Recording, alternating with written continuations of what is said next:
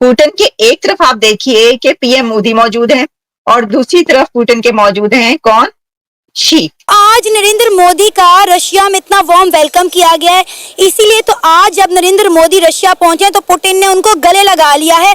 उन्होंने कहा कि एक तरफ मैं बिठाऊंगा मोदी को और एक तरफ मैं बिठाऊंगा शी को, और मैं दुनिया को ये बताऊंगा कि ये देखो मैं इंडिया और चाइना को करीब ले आया हूं। अब आप वो टेबल की एक फोटो देखें जहां पर इनकी बायलैटरल मीट हो रही थी। मोदी साहब हंस रहे हैं, जयशंकर साहब हंस रहे हैं, दोवल साहब हंस रहे हैं, पुतिन साहब हंस रहे हैं। रशियन जुबान में पुतिन साहब बोल रहे थे तो उन्होंने रशियन जुबान में ये कहा है कि हमारी अंडरस्टैंडिंग इतनी डेवलप हो चुकी है, हमारे फॉरेन मिनिस्टर मुसलसल एक दूसरे को मिलते हैं और मुझे लग रहा है कि मेरी बॉडी लैंग्वेज और जुबान को मोदी साहब ट्रांसलेटर की मदद के बगैर समझ रहे हैं। अब चाइना और इंडिया की जो क्लोज कम्युनिकेशन है, it's a message for the Americans from the Indian side. India और चाइना तो आपस में दुश्मन है, तो वो कैसे मिलकर काम कर रहे हैं? क्योंकि भाई उनको अपनी कंट्री के लोगों से प्यार है। भारत को भी समझ में आता है how to play the game, और जो भारत के प्रधानमंत्री और प्रेसिडेंट शी जिनपिंग को साथ में देख के अमेरिका में बहुत जगह पे आग लगने वाली है। मेरा नहीं ख्याल कि कोई पंजाबी में ऐसा कोई सोना तो है नहीं नरेंद्र मोदी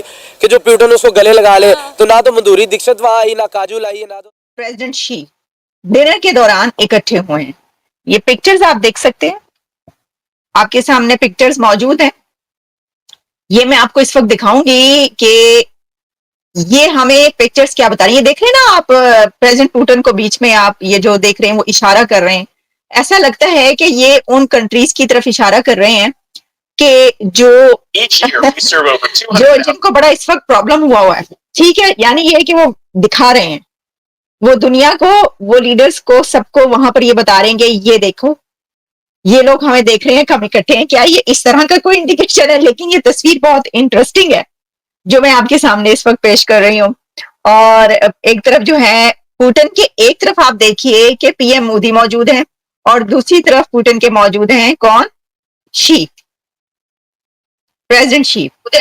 और तो आप इससे अंदाजा कर सकते हैं कि वहां पर क्या हो रहा है। और ये देखिए, ये अब ये पीएम मोदी किसी तरफ इशारा कर रहे हैं, वो उनको कुछ दिखाने की कोशिश कर रहे हैं। तो लेकिन ये देखिए, हुआ ये कि जब डिनर हुआ तो ये तमाम लोग इकट्ठे थे और इस डिनर में एक बहुत इंटरेस्टिंग, अब जो मैं आपको तस्वीर दिखाने लगी ना, बहुत इंटरेस्टिंग तस्वीर है, बहुत अच्छी। उसमें ये पता चलता है कि वहां पे क्या सिनेरियो था। ये देखिए, ये सर आप ये देख रहे हैं कि दरमियान में बैठे हैं प्रेसिडेंट पुतिन, उनके एक साइड पर हैं पीएम मोदी और उनके दूसरी साइड पर हैं प्रेसिडेंट शी। तो उन्होंने भी भाई ठीक ठाक सेट करके जो है ना, वो सेटिंग रखी हुई थी कि इस तरह बैठना है। उन्होंने कहा कि एक तरफ मैं बिठाऊंगा मोदी को और एक तरफ मैं बिठाऊंगा शी को, और मैं दुनिया को ये बताऊंगा कि ये देखो मैं इंडिया और चाइना को करीब ले आया हूं, मैं इंडिया और चाइना को साथ ले आया हूं।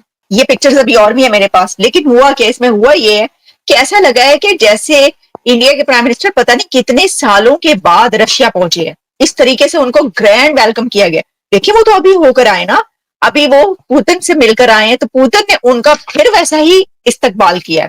अब वो जब पीएम मोदी वहां पर उतरे तो मेरे पास इसकी भी पिक्चर्स है, मैं आपको दिखाती हूँ। एक तो डायस्पोरा ने जो उनका जबरदस्त शानदार इस्तकबाल, ये देखें, जब उतरे हैं तो वो फुल टाइम भारी भरकम फौजी जवान वहां पर मौजूद थे रशिया के, जिन्होंने जिसको कहते हैं ना पूरे प्रोटोकॉल के साथ एक जो उनका तरीकाकार होता है उस तरीके से उनको रिसीव किया। और ये आप देख, अच्छा ये जब वो पहुंचे, नहीं ये बात किसी, मैं इसकी तरफ बाद में आती हूँ। ये देखें, जब एयरपोर्ट पर वो पहुंचे हैं तो ये इस तरीके से उन्होंने अपने एक ट्रेडिशनल वे में, रशिया में जिस तरीके से किया जाता है, तो वैसे ही उनको रिसीव किया है पीएम मोदी को। आप ये देख सकते हैं उनके हाथों में वहां के ये कुछ ऐसी हैं फूड आइटम्स भी हैं और कुछ और ऐसी चीजें, मेरा ख्याल है, या फिर कोई सवेनियर्स, कोई जो भी है, जो उनका तरीकेकार होता है उस तरीके से वो रिसीव करते हैं और उनको थैंक यू कर रहे हैं पीएम मोदी, और उन्होंने बहुत ही उनको वो किया। अच्छा, उसके बाद क्या हुआ? उसके बाद ये हुआ है कि फिर वो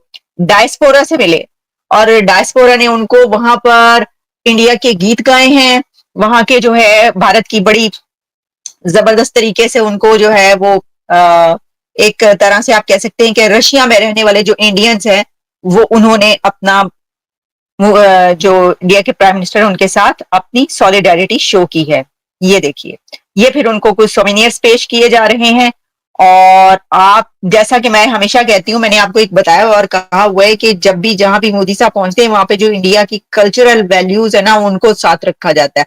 वहां पे डांस जरूर होता है इंडिया का, खासतौर पर कथक या भारतनाट्यम या जो उनका क्लासिकल रक्स है वो पेश किया जाता है। तो ये देखिए, वो वहां पर पेश किया गया और अपने ही अंदाज में एक किया गया। और फिर उसके बाद क्या हुआ कि ये देखें, ये है इंडियन डायस्पोरा जो वहां पर उनको मिला है।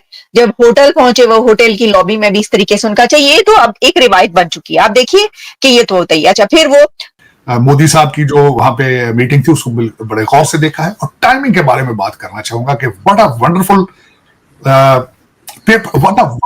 Work doctor Jaishankar has done.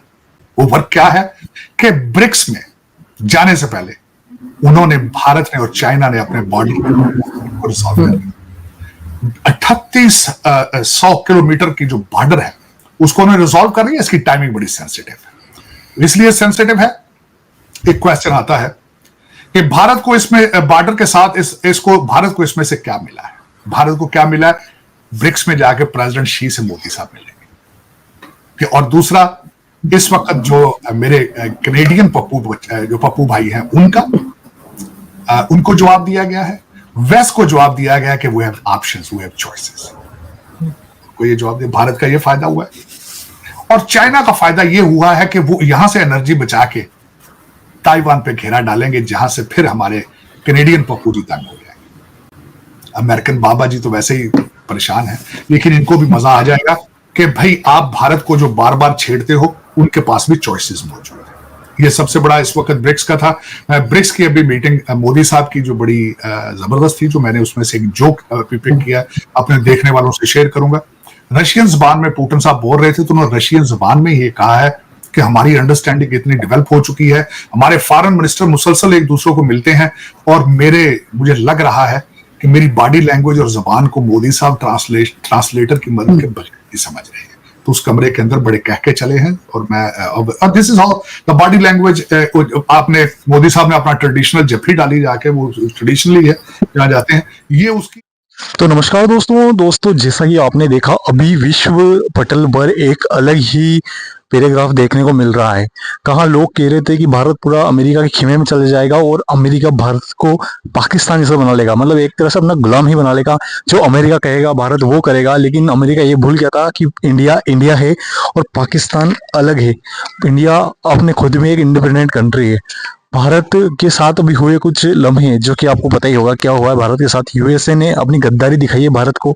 उन्होंने हमारे एक रो एजेंट या हमारे एक भारतीय नागरिक विकास यादव का नाम लेकर भारत के साथ एक अलग ही लेवल पे अपनी दोगलापंती दिखाई है, जिसका जवाब भारत ने स्पष्ट दे दिया है। भारत ने भी बता दिया है कि भारत, अगर अमेरिका और कनाडा, मतलब 5 आई जो वेस्ट कंट्रीज है, अगर वो भारत के साथ बगावत करने का प्रयास करती है, तो ऐसे में भारत अपने ब्रिक्स को और ज्यादा मजबूत करेगा। और यही सबसे बड़ा उदाहरण है कि प्रधानमंत्री नरेंद्र मोदी जी का ब्रिक्स में बढ़ चढ़कर हिस्सेदारी निभाना। भारत और रशिया की दोस्ती सदियों पुरानी है। भारत हमेशा रशिया का साथ देता है, चाहे रशिया किसी भी विपरीत परिस्थिति में हो। लेकिन इस बार साथ देना था रशिया को भारत का, और रशिया ने अमेरिका और भारत की दूरी को बिल्कुल एक तरह से भून लिया है। और उसने चाइना और भारत के का मध्य में जो पैक्ट हुआ है, जो कि बॉर्डर पे हुआ है, आपको पता ही होगा, एलएसी के ऊपर, ये रशिया की सबसे बड़ी इसमें हिस्सेदारी रही है। रशिया चाहता है कि अगर भारत और चाइना साथ में आते हैं, अपने मतभेद दूर करते हैं, तो इसका सबसे बड़ा नुकसान अगर किसी कंट्री को होगा तो वो होने वाला है यूएसए को। और एक तरफ से ये चीजें तो साथ में चली रही थी, चाइना और भारत के बीच में आना और यूएसए और कनाडा का दोगलापंथी आना। चुनाव के तौर पे कनाडा ने भारत को बहुत अलग लेवल पे गलत दिखाया है, जिसके परिणाम उन्हें आगे जाके भुगतने पड़ेंगे। ये बात आप लिख के ले लीजिए। अभी परिस्थिति साथ में आ रही है कि हमारे पड़ोसी मुल्क पाकिस्तान, जिसके कोई अस्तित्व ही नहीं है एक तरह से देखा जाए तो, उसका कोई रोल नहीं है, वो किस खेमे में जाए उसे समझ में नहीं आ रहा। क्योंकि ब्रिक्स में भी भारत है, वेस्ट में भी भारत है, भारत बिल्कुल बढ़ चढ़ के बैठा है। फिर इस पर आपकी क्या राय है, कमेंट सेक्शन में जरूर बताएं। जय हिंद।